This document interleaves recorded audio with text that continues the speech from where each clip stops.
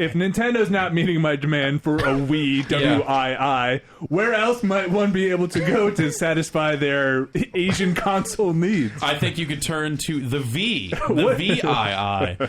If you were living in Hong Kong. If you were living in Hong Kong or China, yeah. So Engadget turned up this little brochure or magazine ad. There's just basically this sweet ass bootleg Wii. And they show a little picture of a game called Moto C, or some kind of wave race clone or something like that. And it just looks like it is a little device. Like, you know, there are tons of weird little knockoff consoles and just weird knockoff products, like TV games. Like TV game, yeah. Like you buy an N64 controller, and packed inside are 1,000 NES games.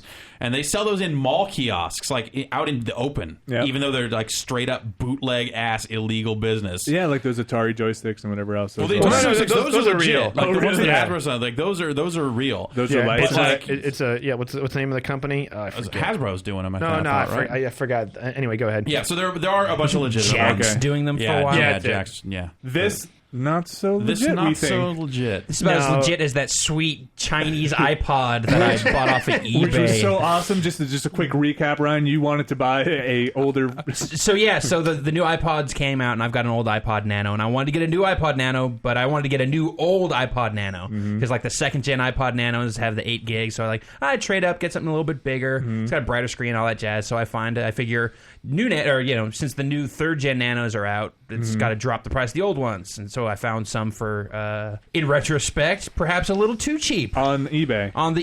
And then when it showed up, it showed up from China, wrapped in a pink Burberry necktie. Obviously, a legitimate Burberry item. You can tell because it said 100% silk on the paper tag on the top of it. Classy. And then inside of that was what looked like an original generation iPod Nano box, except the box. The box did. Yeah. It looked like an original gen iPod Nano box, except like the Apple was a little crooked on it, and if you looked at the top, there were all of these like size check boxes for up to like 120 gigs or something. And I opened it up, and this is not this was not made by Apple. See, now when you first showed it to me, at first glance, I would have been like, oh, okay. I kind of maybe don't remember what that version looked like.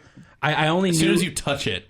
Yeah, and you feel it. You feel like the not a scroll wheel. That's just buttons and the giant screen. And actually, when you see the interface, when you see the boot screen, that was my favorite part with the color cycling iPod. It's the 1980s Apple rainbow logo. Yeah, and it takes about 10 minutes to boot up into this weird PC-esque kind of menu system. Yeah, really bad menu system. And also to top it all off, it's got a keychain attachment on it. You use it as your key fob.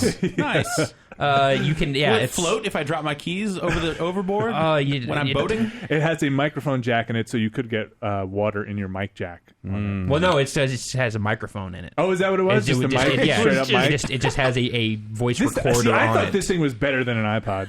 And it said iPod on it. And it totally said iPod right on the thing. And so that was a wonderful experience. I'm still recovering from that, trying to get my $120 Are we back. allowed to get this VII system and try it out in the office? I think we need to try and find one. I would very much like to find one of those. The advertising for this is great because it is so... It just looks like the Wii The advertising. If you want a white box in your living room that looks kind of like a Wii... that your family can play. That your family can pretend is a Wii. They have the old man and the old woman. They're sitting there playing it. Then they have the kid and the dad and the mom. They're sitting there playing with their shoes off, which means it's fun for the family. Come on down to the darkened warehouse, third on the right, 123 Kowloon Way, the docks, Hong Kong.